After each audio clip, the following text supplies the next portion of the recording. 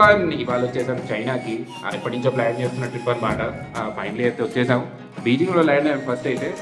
ఇందాక ఇమిగ్రేషన్‌లో క్లియర్ చేయడంలో కొంచెం ప్రాబ్లమ్ అయింది కానీ ఇప్పుడైతే వచ్చేసాం ఫైనలీ. చాలా చల్లగా ఉంది. ఆల్మోస్ట్ హోటల్‌లో కూడా చలేస్తుంది. విండోస్ ఓపెన్ చేసి పెట్టారు చూడు. లోపల కూడా చలేస్తుంది. అందుకే ఇవన్నీ వేసుకొని కూర్చున్నాను. టైం అయితే మనకి తక్కువ ఉంది. ఓన్లీ 2 డేస్ స్పెండ్ చేయబోతున్నాం బీజింగ్‌లో. So let's start exploring the city. So బీజింగ్లో మన ఫస్ట్ స్పాట్ వచ్చేసి ఫార్బిడన్ సిటీ. ఇది ఇక్కడ ఓల్డ్ ఇంపీరియల్ ప్యాలెస్ అనమాట. సో ఓల్డెన్ టైమ్స్లో ఇక్కడ కింగ్స్ ఉండేవాళ్ళు.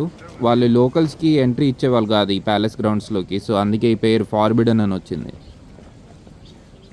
ఈ చలి ఎంత విపరీతంగా ఉందంటే ఇక్కడ చూసుకోవచ్చు, లేక్ మొత్తం ఫ్రీజ్ అయిపోయిందనమాట. యూజువలీ ప్యాలెస్ గ్రౌండ్స్ చుట్టూ ఇలా వాటర్ పెట్టేవాళ్ళు, ఎనిమీస్ రాకుండా ఎంటర్ అవ్వకుండా. దీని లోపల క్రోకడైల్స్ ఇలాంటివి పెట్టినప్పుడు ఎనిమీస్ కొంచెం రావడానికి భయపడతారు. సో ఇప్పుడు అదంతా చూసుకోవచ్చు, ఫ్రీజ్ అయిపోయింది. ఓరు బాబు, ఇంకెంత దూరం రా బాబు. మెట్రో దిగి ఆల్మోస్ట్ 1.5 కిలోమీటర్ నడుస్తూనే ఉన్నాయి, ఇంకా ప్యాలెస్ ఎంట్రీ గేట్స్ రావట్లేదు.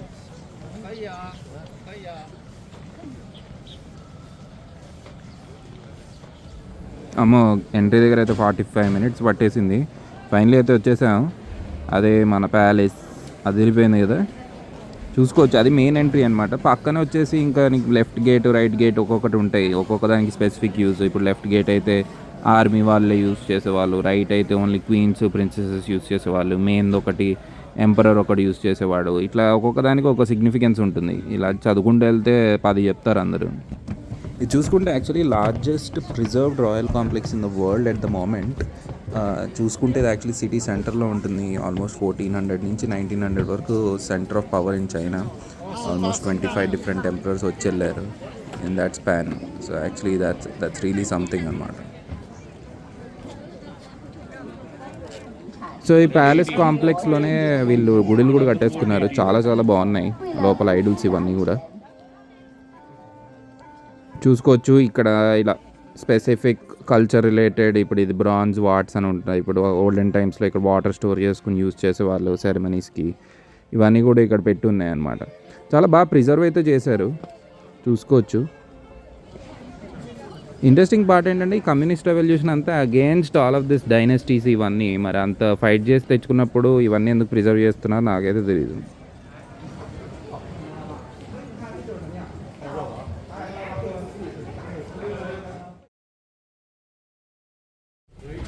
ఊరి బాబు, ఇది వెళ్తుంటే వస్తూనే ఉంది. ఆల్మోస్ట్ 3 కిలోమీటర్స్ నడిచాం, ఇంకా దీని ఎగ్జిట్ రావట్లేదు. ఇంకా బోర్ కొట్టేస్తుంది.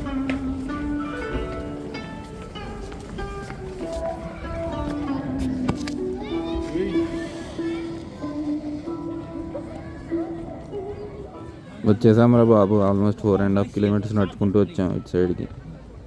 ఇదైతే వింతగా అనిపించింది. నేను అనుకున్నా, అమ్మో ఇండియాలో పాపులేషన్ ఎక్కువ ఉంది, అందుకే క్లీన్లీనెస్ ఇవన్నీ మెయింటైన్ చేయలేకపోతున్నా అని. ఇక్కడ కూడా మనంతే ఉన్నారు, కానీ ఎంత మెయింటైన్ చేస్తున్నారు, అసలు ఎంత క్లీన్గా మెయింటైన్ చేస్తున్నారు. At the same time discipline జనాలది కూడా, ఎక్కడ ఏం పడేయకుండా ఉన్నారు. చాలా గ్రేట్ అసలు.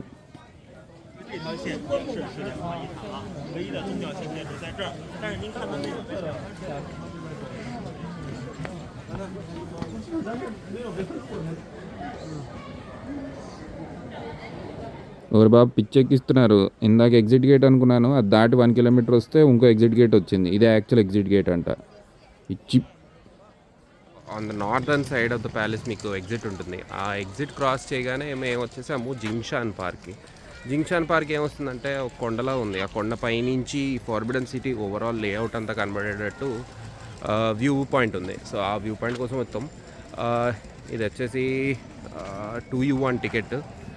సో కన్సిడరబ్లీ బాగానే ఉంటుందని నా ఎక్స్పెక్టేషన్. సో అదైతే వెళ్తాం ఇప్పుడు. ఇప్పుడు వచ్చేసి తీసుకుని ఆ పైన 400 మీటర్స్ నడుచుకుని వెళ్తే పైన ట్రైల్ మొత్తం ఈ వ్యూ పాయింట్ అనేది వస్తుంది. సో ఆ వ్యూ పాయింట్ చూపెడతాను, చూస్తూ ఉండండి. ఇక్కడ చూసుకోవచ్చు, జనాలు పాడుతున్నారు. బాగుంది, కొత్తగా ఉంది. అక్కడ చూసుకోవచ్చు, అతను కోఆర్డినేట్ చేస్తున్నాడు. బాగుంది, వైబ్ అయితే వస్తుంది ఇక్కడ.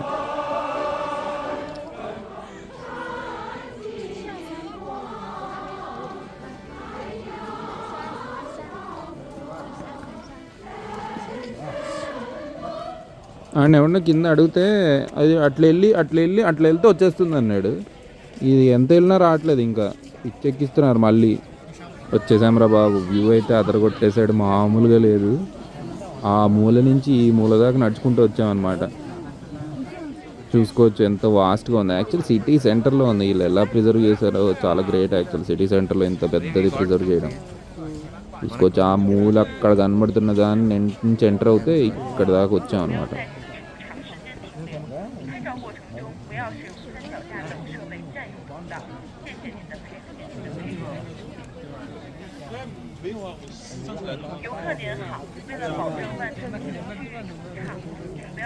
సో ఆ కొండ దిగేసి వచ్చేసాం కిందకి. ఇక్కడ చూసుకోవచ్చు మళ్ళీ రోడ్లు అదరగొట్టేసాడు, పబ్లిక్ ట్రాన్స్పోర్ట్ అదరగొట్టేసాడు, సైక్లింగ్ లేన్స్ అదరగొట్టేసాడు. ఇంక అన్నీ అంతే సూపర్ ఉన్నాయి.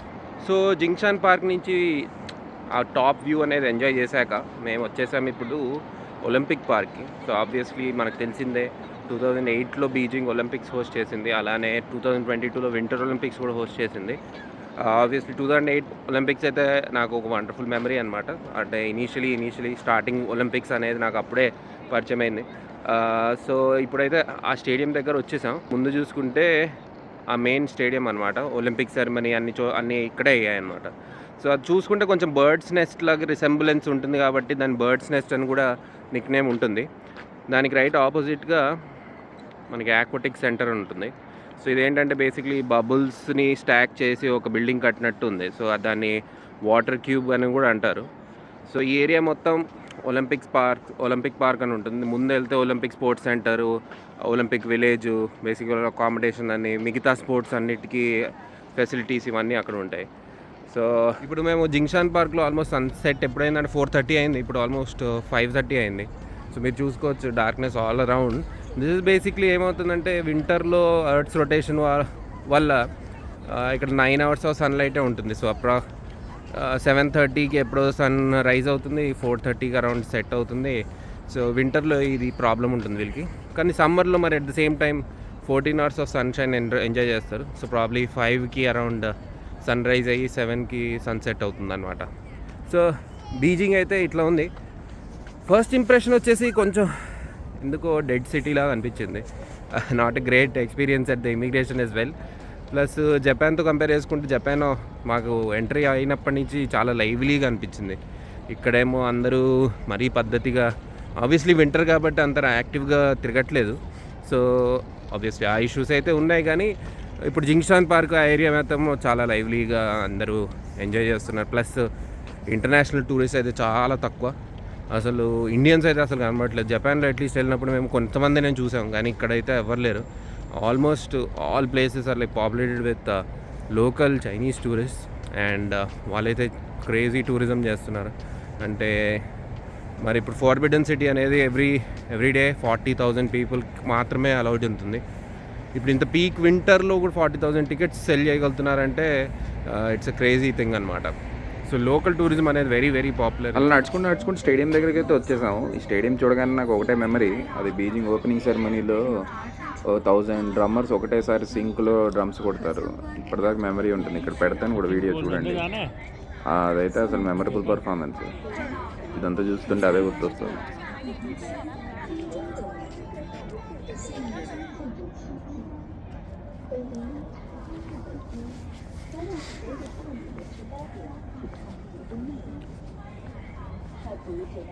సో బీజింగ్ ఫస్ట్ డే అయితే మేము ఒక 1 night కోసం బుక్ చేసుకున్నాము. 5 ఉన్నాం కాబట్టి 3+2 ఉన్న కెపాసిటీ రూమ్ తీసుకున్నాము. ఇప్పుడు వచ్చేసి 3 members కోసం ఉన్న రూము, లెఫ్ట్ సైడ్ బాత్రూము, ఇక్కడ టేబుల్, కెటిల్ అన్నీ ఇచ్చాడు. సో ఇక్కడ ఒక queen size bed plus single bed ఒకటి ఇచ్చాడు.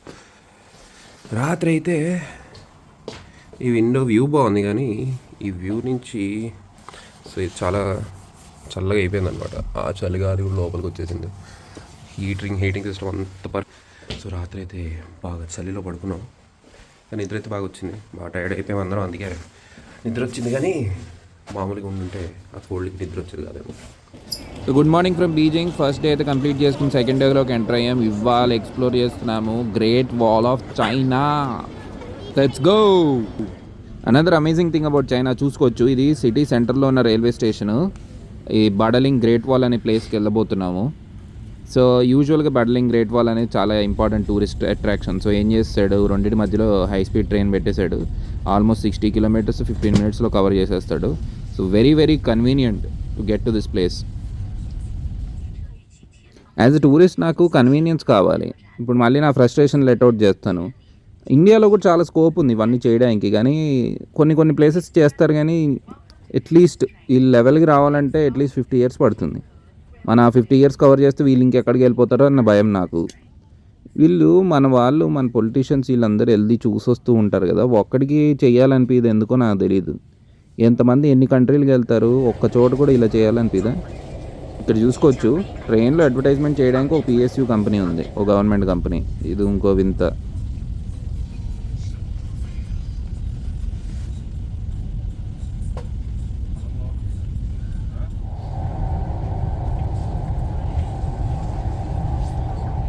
సో వచ్చేసాం బడ్లింగ్ గ్రేట్ వాల్. ఇది అండర్ గ్రౌండ్ స్టేషన్, అందుకే పెద్ద పెద్ద ఎస్కలేటర్ వేసుకుని వచ్చాం. అది అక్కడి నుంచి అక్కడ దాకా ఉంది.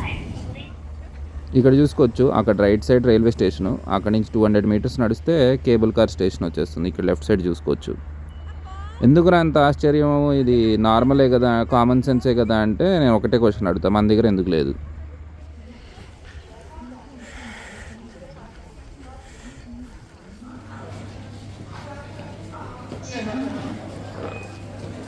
సో ఇక్కడ చూసుకోవచ్చు, టికెట్ అయితే కొనేసుకున్నాం. ఒకటి కేబుల్ కార్ టికెట్, ఇంకోటి గ్రేట్ వాల్కి టికెట్, రెండు కలిపి 2000 అలా అయింది. మరి వర్క్ ఇటు ఉంటుందో లేదో తెలియదు, చూద్దాం.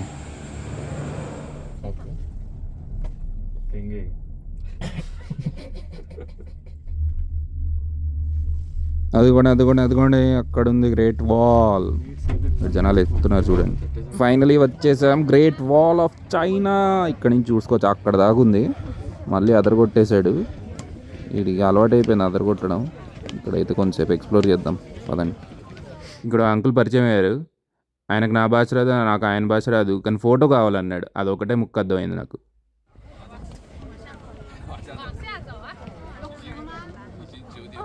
పాము పాకేసినట్టు మౌంటైన్స్ మొత్తం పాకేసింది ఇది వాల్. ఇక్కడ చూసుకోవచ్చు, రైట్ వెళ్ళింది, లెఫ్ట్ వెళ్ళింది, అక్కడి నుంచి రైట్ వెళ్ళింది, మళ్ళీ లెఫ్ట్ తిరిగింది, అక్కడి నుంచి మళ్ళీ వెళ్తూనే ఉంది. కనబడుతున్నంత దూరం అంతా వెళ్తూనే ఉంది. సో యాక్చువల్లీ ఇది నార్దర్న్ ఇన్వేడర్స్ని ఆపడానికి, మంగోలు వీళ్ళందరినీ ఆపడానికి కట్టారనమాట. ఆల్మోస్ట్ 10,000 కిలోమీటర్స్ కట్టారంట. Over many years. అంటే ఒక డైనాసిటీ వదిలేయకుండా ఇంకో డైనాసిటీ వచ్చి మళ్ళీ కంటిన్యూ చేసి 10,000 కిలోమీటర్స్ కట్టారు. చాలా గ్రేట్ అసలు. ఇక్కడ చూసుకోవచ్చు, క్యూట్ పిల్లి.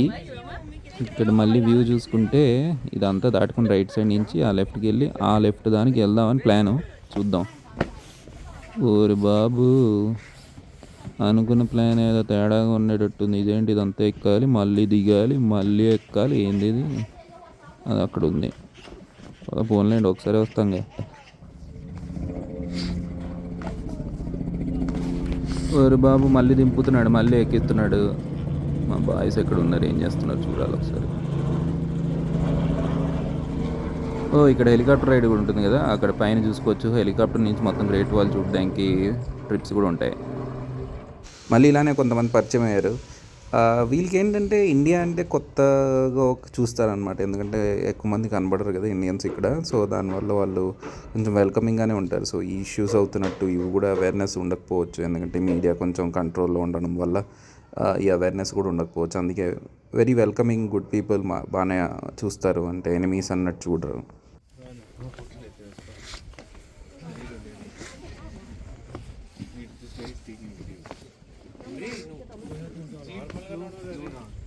ఎవరు బాబు వచ్చేసా, అది కూడా అక్కడ దాకా వెళ్దాం. ఇంకా దాని తర్వాత అయితే లైట్లే. ఎవరు బాబు, అది ఇందాక దగ్గర కనబడింది, ఇంకా రావట్లేదంటరా. వచ్చేసాంరా బాబు. అక్కడి నుంచి ఇందాక నుంచి అదే చేస్తూ అక్కడెక్కడి నుంచి వచ్చాం. ఇంకా వెళ్ళాలనుకుంటే వెళ్తూనే ఉండొచ్చు, ఎంత కావాలంటే అంత. మా వల్ల అయితే అవ్వదు కాబట్టి మేము వెళ్ళిపోతున్నాం రిటర్న్. ఈ రిటర్న్ అయితే ఇంకా వాచిపోయేటట్టుంది. స్టెప్స్ చూసుకోవచ్చు, పైకే, అంతా పైకే. ఇది ఎంత పెద్దగా ఉందో ఇప్పుడు జూమ్ చేసి చూపెడతాను చూడండి. ఇక్కడ ఉంది, ఇక్కడ నుంచి అక్కడికి ఉంది, అక్కడ ఆ మూల అక్కడ కొండ పైన కనబడుతుందా మీకు? జూమ్ చేస్తున్నా కానీ సరిపోదేమో, కానీ అక్కడ దాకా ఉంది, ఇక్కడి నుంచి అక్కడ దాకా. మళ్ళీ లెఫ్ట్ సైడ్ కూడా చూసుకుంటే అంతే, ఇక్కడి నుంచి అక్కడ దాకా. అసలు ఎక్స్టెన్సివ్, అన్నీ మెగా మెగా ప్రాజెక్ట్స్ అన్నట్టు ఎప్పటి నుంచో హిస్టరీ నుంచి వీళ్ళు అట్లానే ఉన్నారు ఏంటో. ఆల్మోస్ట్ లంచ్ టైంకి మా బాయ్స్ మేము బ్రేక్ఫాస్ట్ చేయలేదని గుర్తు చేశారు. అందుకే ఎవరే బాబు ఈ కాన్ తినేసేయండి, బతికేద్దాం, మనకి ఇంకా చాలా కవర్ చేయాలని చెప్పేసి మేనేజ్ చేస్తే. సో ఈ గ్రేట్ వాల్ నడుస్తుంటే వస్తూనే ఉంటుంది, ఇంకా చాలులే అని బ్యాక్ టు బీజింగ్కి వెళ్ళిపోతున్నాం. ఈవినింగ్ షియాన్కి నైట్ ట్రైన్ ఉంది, so we have to catch that. So 2 attractions అని ముందు కవర్ చేస్తే బాగుంటుంది. ఇక్కడ చూసుకోవచ్చు మెట్రో స్టేషన్, వైబ్రెంట్గా కలర్ఫుల్గా లైటింగ్ డిస్ప్లేస్ ఇవన్నీ చాలా బాగున్నాయి.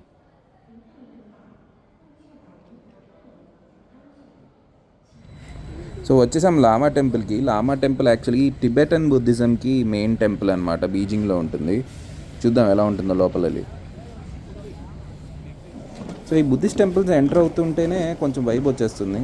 ఇక్కడ కూడా ఆల్రెడీ వచ్చేసింది నాకు, జపాన్లో తైవాన్లో ఇట్లానే అనిపించింది. ఇక్కడ కూడా అలానే ఫీల్స్ వచ్చేస్తున్నాయి, చాలా బాగుండేటట్టుంది.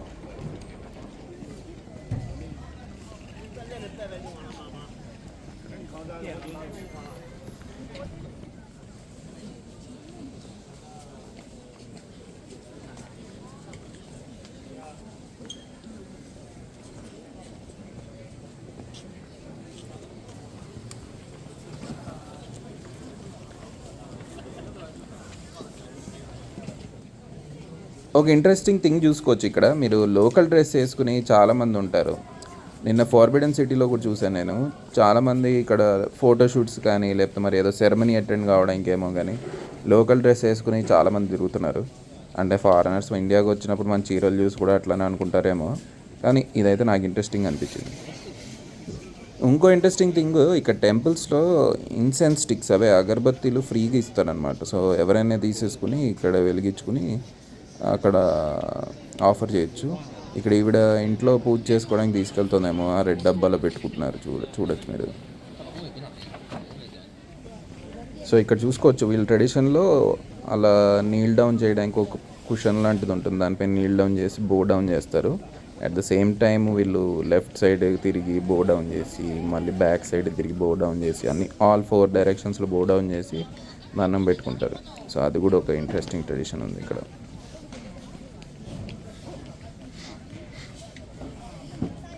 ఇక్కడ చూడొచ్చు మళ్ళీ ఇన్సెన్స్ స్టిక్స్, అగరబత్తీస్, ఇంకో స్టాండ్.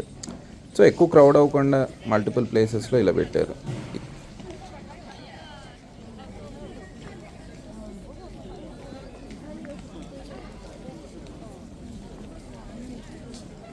ఇక టెంపుల్ బయటికి రాగానే చూసుకోవచ్చు ఓల్డ్ నేబర్హుడ్స్, వీటిని హూటాంగ్స్ అంటారు. యాక్చువల్లీ బీజింగ్ స్పెషాలిటీ అనమాట.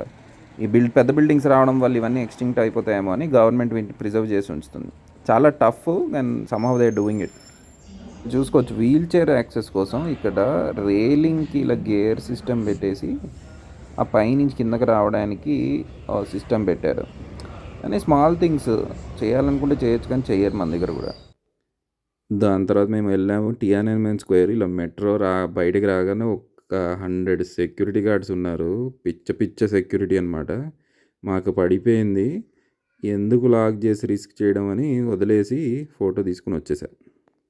సో బీజింగ్లో కొన్ని అట్రాక్షన్స్ యాక్చువల్లీ మండే బంద్ ఉంటాయి. టెంపుల్ ఆఫ్ హెవెన్ అలానే బంద్ ఉంది, మిస్ అయిపోయాము actually, bad luck. So Beijing tour అయితే కంప్లీట్ చేసేసుకున్నాం.